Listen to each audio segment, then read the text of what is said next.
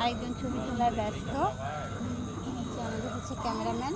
High cameraman, hi cameraman, hi বলো, hi বলো, এদিকে হাই বলো। দুষ্টু করে দিল না।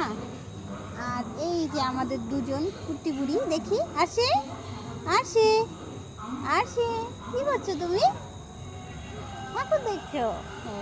ওরা দুজন ঠাকুর দেখছে, আমি ওদেরকে দেখছি আর ঠাকুরও দেখছি আর প্যান্ডেলটাকে দেখছি, অনেক সুন্দর করেছে।